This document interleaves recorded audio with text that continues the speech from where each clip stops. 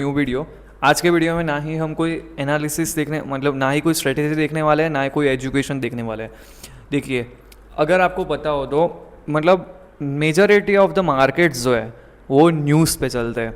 भले ही अपने को लगे कि मैं कितना भी परफेक्ट हो जाऊँ टेक्निकल एनालिसिस में, फंडामेंटल एनालिसिस में, but most of the time जो है, अभी का टाइम जो ऐसा आ गया है, मतलब क्या हो गया, अभी के टाइम में ऐसा हो गया है कि मार्केट जो है वो न्यूज़ पे ही चल रहा है। अगर अभी मेजॉरिटी न्यूज़ देखे, अगर आप मार्केट को ट्रैक कर रहे हैं, मेजॉरिटी ऑफ द न्यूज़ देखे तो वो क्या है, ईरान और इजराइल का वॉर।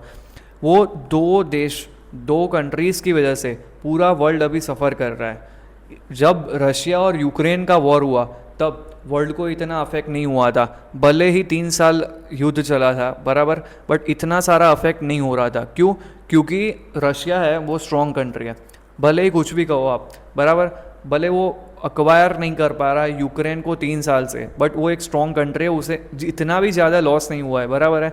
बट ये जो चीज़ है जो ईरान और इजराइल की है, वो इंडिया को अफेक्ट कर रहा है कि नहीं कर रहा है? तो श्योरली मैं कहूँगा, एक वीक से आपका PNL नहीं, आपने नहीं देखा ना, तो आप देख लीजिए, इतना अफेक्ट कर रहा है कि आज तक नहीं किया है बराबर है। मेजॉरिटी ऑफ द न्यूज़ जो आ रहे हैं वो मिडल ईस्ट कंट्रीज से टेंशन्स के आ रहे हैं, कभी भी कंडीशंस अच्छी नहीं हो रही है। मतलब पहले क्या था, जब ट्रम्प आया उसने बोला कि ईरान और मतलब यूक्रेन और रशिया का वॉर मैं होने नहीं दूंगा, और ये चीज़ मैं स्टॉप करवा के मानूंगा, और वो बंदे ने ट्राई किया बट कुछ हो नहीं पाया। क्यों? क्योंकि दोनों देश है वो अड़े हुए हैं कि भाई हम वॉर स्टॉप नहीं करेंगे, done done. But majority of the things क्या होता है भाई, दो लोग लड़ रहे हैं तो उसे बंद करवाने कोई आ रहा होता है, ओके। बट यहाँ पे क्या है, ईरान और इजराइल का वॉर जो है वो पिछले एक वीक से चल रहा है, इसे स्टॉप करवाने कोई नहीं आ रहा है, ना ही कोई कंट्रीज़ इसमें इन्वॉल्व हो रही है।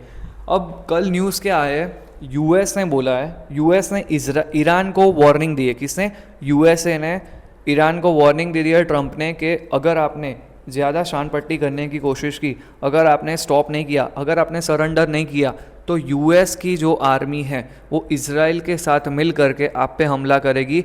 और तब आप जानते हैं जब यूएस इसमें इन्वॉल्व हुआ है, अगर ट्रंप ने देखो वार्निंग दे दी है, ट्रंप ने अभी वार्निंग दे दी है कि भाई यूएस इन्वॉल्व हो सकता है, ओके डन, हाँ। बट जब यूएस इन्वॉल्व हो गया, होने वाला है ऐसा अपने को सबको पता चलेगा, क्योंकि ट्रंप बोलते रहता है, वो उसकी पूरे दिन की 10 स्टेटमेंट आते हैं। बट अब जब ये चीज़ आ गई बराबर, जब फाइनल न्यूज़ आ गई कि यूएसए ये वॉर में पार्ट ले रहा है, तो conditions will get more worst. क्यों? क्योंकि जब यूएस इसमें फॉलो करेगा तो बाकी सारे देश जो है, बाकी सारी कंट्रीज़ जो है, जो ईरान को फॉलो अप कर रही है, जो ईरान को सपोर्ट करके, वो भी पार्ट लेंगे। और तब ये क्या हो जाएगा, एक वर्ल्ड वॉर की तरह ये चीज़ मैं देख पा रहा हूँ। But I don't think so ये इतनी मतलब इतना मेजर कंसर्न बन जाए, क्योंकि दोनों देश में, मैं ऑनेस्टली बताऊँ, मैं ना ही किसी कंट्रीज़ पे बायस हूँ, मैं ना ही ईरान को सपोर्ट कर रहा हूँ, ना ही इसराइल को सपोर्ट कर रहा हूँ।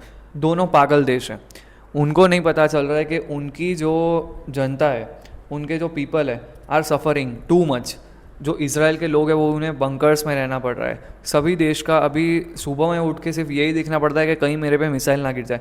वर्स्ट ये वॉर चल रहा है just because of no reason, just because of the reason of the nuclear weapon. Nuclear weapon का रीज़न क्या है कि इसराइल नहीं चाह रहा है कि ईरान के पास न्यूक्लियर वेपन हो, न्यूक्लियर वेपन वो डेवलप करे। क्यों? क्योंकि उससे सेफ फील होना है। अगर ईरान के पास भी न्यूक्लियर वेपन आ चुका है, आ गया मतलब डेवलप हो गया बराबर, तो इसराइल के वो क्या होगा, डर रहेगा हमेशा कि भाई कहीं ये अपने अटैक ना कर दे, ओके, ये रहेगा। अब मेन जो बंदा है जो ईरान का है, ये मैं आपको दिखाऊंगा अभी।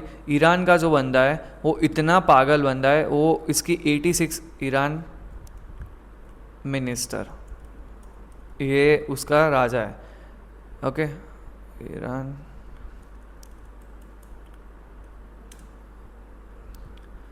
ये जो बंदा है इसका नाम अयोता अली खामेनेई कुछ भी ऐसा है बराबर है, हाँ। ये बंदा इतना पागल है, ये इसकी एज है 86 ईयर्स। इसने 35 साल मतलब बहुत बहुत सालों से ईरान पे जुर्म किया है। मतलब ईरान के लोग भी अब इससे कंटाल चुके हैं, इसको बोल रहे हैं कि भाई तू छोड़ दे, बट ये छोड़ने को तैयार नहीं है। क्यों? क्योंकि हुकूमत है उसकी। ओके, अब इंडिया पे अफेक्ट क्यों कर रहा है, मेजॉरिटी थिंग ये देखनी है। देखिए, क्रूड ऑयल एक ऐसी चीज़ है, आप नॉलेज लेना सीखिए, क्योंकि नॉलेज बहुत इंपॉर्टेंट है। क्रूड ऑयल एक ऐसी चीज़ है, अगर उसकी प्राइस बढ़ती रही तो अपने को लॉस होगा। क्रूड ऑयल की प्राइस जितनी ही नीची रहेगी, क्योंकि देखिए ये डेटा बोल रहा है, इंडिया है ना 87 बोल रहा है 90% ऑफ द क्रूड की जो ऑयल की नीड्स है, क्रूड ऑयल की जो नीड्स है।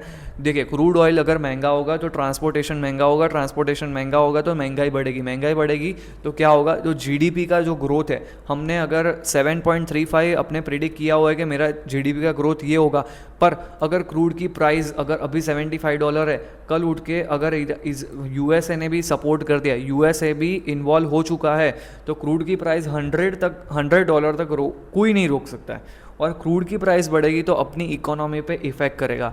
ऐसा है क्या अपनी ही इकोनॉमी पे इफ़ेक्ट कर रहा है? नहीं, पूरे वर्ल्ड की इकोनॉमी अभी सफ़र कर रही है। कोई भी मार्केट्स ऐसे नहीं है जो अभी बोल रहे हैं कि नहीं मुझे कोई फ़र्क नहीं पड़ रहा है। सारे देश को फ़र्क पड़ रहा है इससे। ओके, सारे देश को इससे फ़र्क पड़ रहा है, बराबर। अब देखिए, ये मेरा स्टॉक पोर्टफोलियो है, मतलब किसी का भी नहीं, ये ऐसे मेजॉरिटी है कि निफ्टी मिड कैप आप देखोगे, निफ्टी मिड कैप आज की चीज़ देखोगे तो अराउंड निफ्टी मिड कैप जो है वो 2% डाउन है, 2% डाउन है। मतलब ये आप देख सकते हो कितना बड़ा नंबर है ये बहुत बड़ा मेजॉरिटी कंसर्न है। निफ्टी भले ही नहीं गिरा है, बट आपके जो पोर्टफोलियो के स्टॉक्स हो गए वो बहुत ज़्यादा लीड कर रहे हैं पिछले 1 वीक से। अब हमें डिसीजन क्या लेना है, सब कुछ बेच देना है? No sir. अब व्हाट आई थिंक सो, आज 19 डेट मतलब 19th डेट हुई है, ओके।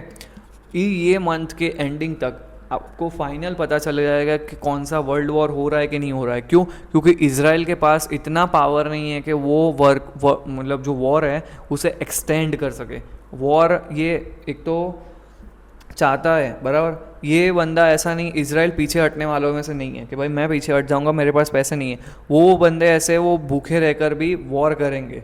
पागल लोग ऐसे ही होते हैं जो अपनी कंट्रीज़ का कुछ नहीं सोच रहे, बस अपना जुनून सोच रहे हैं। आई डोंट थिंक कि ये वॉर अब ज़्यादा दिनों तक सकता है, इजराइल के पॉइंट ऑफ व्यू से भी, ईरान के पॉइंट ऑफ व्यू से भी। अब मेजॉरिटी मेन थिंग यही है कि अब यूएसए बस एंटर ना करे। अगर यूएसए एंटर नहीं करेगा तो मेन चीज़ क्या होगी, ईरान या इजराइल दोनों में से एक स्टेप बैक करेगा और ये चीज़ अच्छी हो, मतलब अच्छी कहलाती है मार्केट्स के लिए। और जब भी ये न्यूज़ आई तभी से आपको बाइंग स्टार्ट करनी है। क्यों? क्योंकि निफ्टी आपको पता है 25,300 जा चुका था, but just because of the war की न्यूज़ की वजह से ये गिरना स्टार्ट हो गया। सो आज के लिए वीडियो इतना ही। अगर आपको ये न्यूज़, देखिए हर चीज़ ऐसा नहीं होता है कि आपको टेक्निकल एनालिसिस वो सब देखना पड़ता है।